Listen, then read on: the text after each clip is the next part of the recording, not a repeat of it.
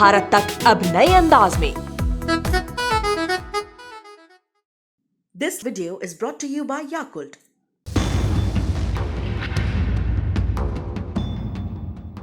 Yakult पाचन में सुधार और प्रतिरक्षा बढ़ाने में मदद करता है। प्रतिदिन याकुल्ट का सेवन करें। रूस के राष्ट्रपति पुतिन भारत के दौरे पर 6 दिसंबर को आ रहे हैं।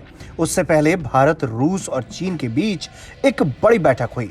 यह बैठक काफी महत्वपूर्ण थी क्योंकि इस बैठक में भारत चीन के बीच में रूस था। रूस भारत का जिगरी दोस्त है तो चीन का सहयोगी।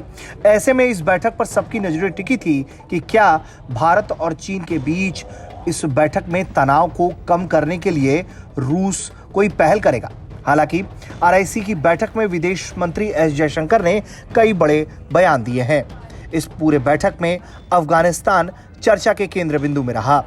बैठक के दौरान अफगानिस्तान के हालत के बारे में विदेश मंत्री ने कहा है कि एक पड़ोसी मुल्क और अफगानिस्तान के साथ लंबे समय से साझेदार के रूप में भारत उस देश में हाल के घटनाक्रमों के बारे में बेहद चिंतित है। भारत अफगानिस्तान में समावेशी और प्रतिनिधि सरकार का समर्थन करता है। जयशंकर ने रूस, भारत और चीनी समूह के विदेश मंत्रियों के बीच बैठक की अध्यक्षता की है। विदेश मंत्री की यह अहम बैठक वर्चुअल तरीके से हुई। रूस, भारत, चीन के विदेश मंत्रियों की 18वीं बैठक में विदेश मंत्री एस जयशंकर ने कई और मुद्दों पर भी अपनी बातों को दमखम के साथ रखा। जैसा कि उन्होंने वैश्विक विकास के प्रति दृष्टिकोण में मानवता को केंद्रित करने की बात कही।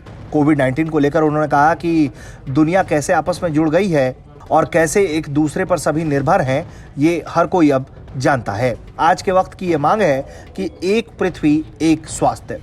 उन्होंने इसका ये भी मतलब कहा है कि महामारी सहित वैश्विक स्वास्थ्य चुनौतियों का सामना करने के लिए समय पर पारदर्शी, प्रभावी और गैर भेदभावपूर्ण अंतर्राष्ट्रीय प्रतिक्रियाओं के अलावा दवाओं और महत्वपूर्ण स्वास्थ्य आपूर्ति की समान और सस्ती पहुंच होनी चाहिए।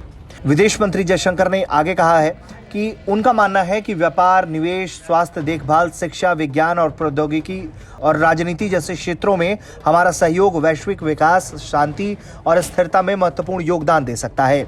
यह वसुधैव कुटुंबकम के रूप में पहचानने के हमारे सामान्य लोकाचार के अनुरूप होगा।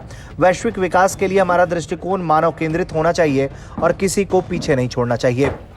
जाहिर तौर पर यहाँ पर विदेश मंत्री ने जिस तरीके से अफगानिस्तान को लेकर अपनी बातें रखी हैं वो चीन को नहीं पसंद आई होगी, क्योंकि चीन पाकिस्तान के सहारे अफगानिस्तान में तालिबान के साथ दोस्ती साधने में जी जान से जुटा हुआ है। विदेश मंत्रियों की 18वीं बैठक डिजिटल वीडियो कॉन्फ्रेंसिंग के जरिए हुई। आरआईसी समूह के विदेश मंत्रियों की पिछली बैठक मॉस्को में हुई थी। इसके बाद भारत ने इसकी अध्यक्षता का दायित्व संभाला था, जिसके बाद अब जयशंकर के नेतृत्व में इस बैठक को अंजाम दिया गया। भारत चीन के बीच रिश्ते लगातार खराब होते चले जा रहे हैं। ऐसे में आरआईसी की बैठक में दोनों देशों के बीच कई मुद्दों पर बातचीत हुई, लेकिन चीन की नीयत से हर कोई वाकिफ है। अब ऐसे में चीन के साथ रिश्ते कैसे हो, इसको भी लेकर भारत में मंथन लगातार जारी है। ब्यूरो रिपोर्ट, भारत तक।